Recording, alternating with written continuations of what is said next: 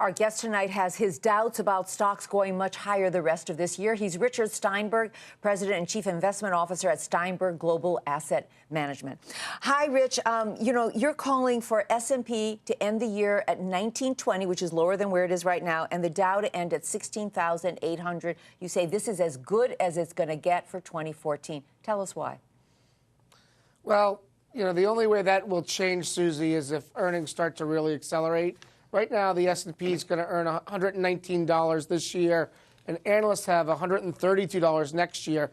We're just not quite sure that that 11% growth is reflected in this economy that's somewhat sluggish. And if you add geopolitical risk and other factors, we just think the market's a little bit ahead of itself. It doesn't mean you can't make money in the market, but there'll be some pullbacks along the way to justify this valuation. I'm looking at the stocks that you are talking about tonight, Rich, and it looks like you're going for dividend yield. I mean, is that the way you're making money in the market right now? Lockheed Martin, for example.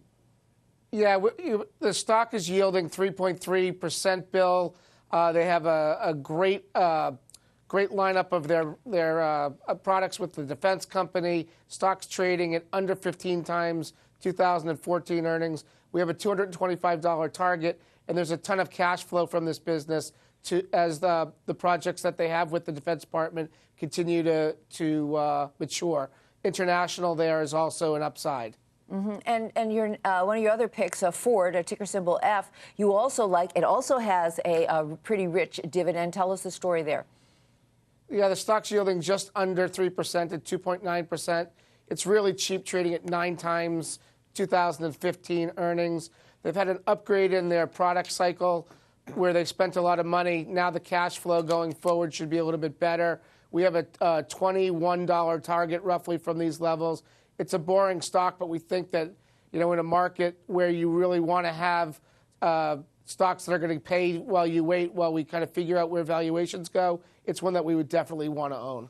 And your highest yielder we're going to talk about is a mastered limited partnership, which I keep hearing about. As if you're looking for good dividends, tell us about it. And who is this best for in terms of investing right now? Well, this is the J.P. Morgan Alerian MLP index. It's an ETF. It's yielding 4.4%. We have a $56 target. This is a story of more production for U.S. oil and energy, Bill, and also there could be some good rulings within the Commerce Department to allow the export of U.S. energy. These are beneficiaries. The stocks have had a big run, so I think this is one that you buy back on a pullback. But the MLP space also in ETF form is a good way for individual investors to play the space.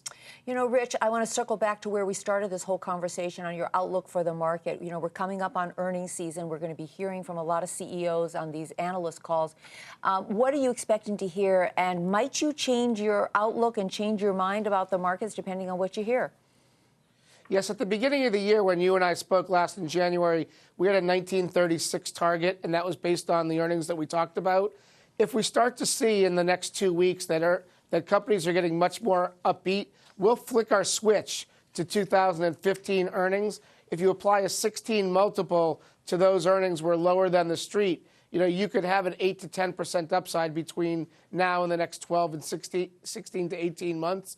But we're not ready to do it yet, Susie. We think this market needs a break. There's a lot of investors with money on the sideline that could maybe help us from falling down too much. But we really think that investors need a little bit of break unless we get a break in the Ukraine or in the Mideast and better earnings. Right. And don't forget, oil at 106 is a drag on the economy, so we're going to be watching the consumer names also to make sure that we're in good shape. Yeah, it's a tricky market right now. Rich, thank you so much. Rich. Do you have any disclosures to make on these 3 stocks you were talking about?